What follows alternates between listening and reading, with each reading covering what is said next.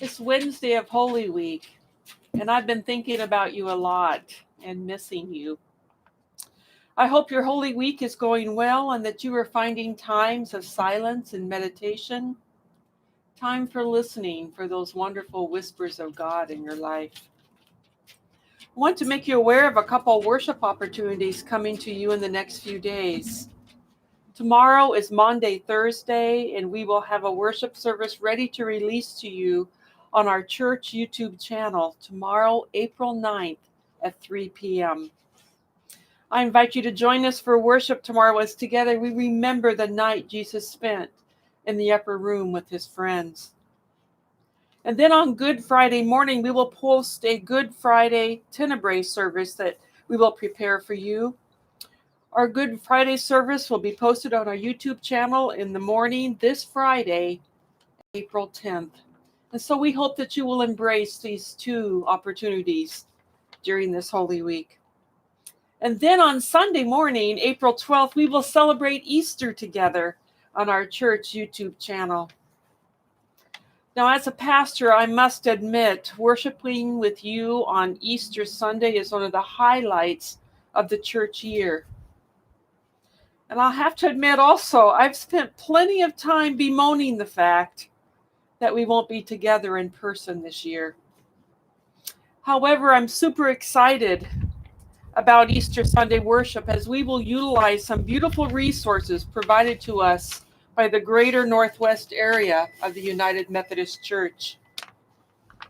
With these resources provided to us, we are invited to worship virtually with other United Methodist churches throughout the states of Alaska, Washington, Oregon, and Idaho. I was given opportunity to preview these resources this morning, and I can't wait to share them with you on Easter morning. So prepare to join us for Easter worship and to be uplifted. It will be at 10 a.m. on our church YouTube channel once again, as together we celebrate one of the holiest days of all, Easter Sunday. And on this Wednesday of Holy Week, I want to share with you a few words from our Lenten study that we have been following. It is from Embracing the Uncertain, a Lenten study for unsteady times. It's interesting in this particular chapter, it talks a little bit how we can spend some time listening to God and what might help us hear God in our lives. And in this time of sheltering in place, I think this is really appropriate. This study has a clever little formula, and we as United Methodists are all about formulas and methods. And so they talk to us about SOS, which means Scripture, others, and silence. And what this particular chapter is talking about, is that if we want to hear God, we might want to open up the Scriptures first and hear the guidance and the comfort and the encouragement that resonates with our difficulties and gives us confidence. And then the second one is the O. And it asks us to surround ourselves with thoughtful, prayerful people that we trust. And that we need to select people in our lives who have our best interest at heart, even if it means that they might tell you things that we may not want to hear. And then the final S is silence.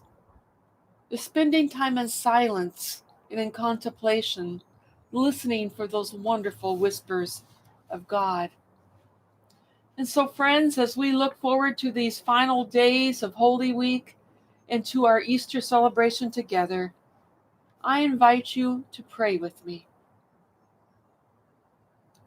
Loving God, we thank you for calling us to listen to you. And we ask that you would forgive us for not always hearing your voice. Accept our desire to hear you and lead us to a place of surrender that we might experience the joy of the resurrection in Jesus. Amen. We'll see you soon.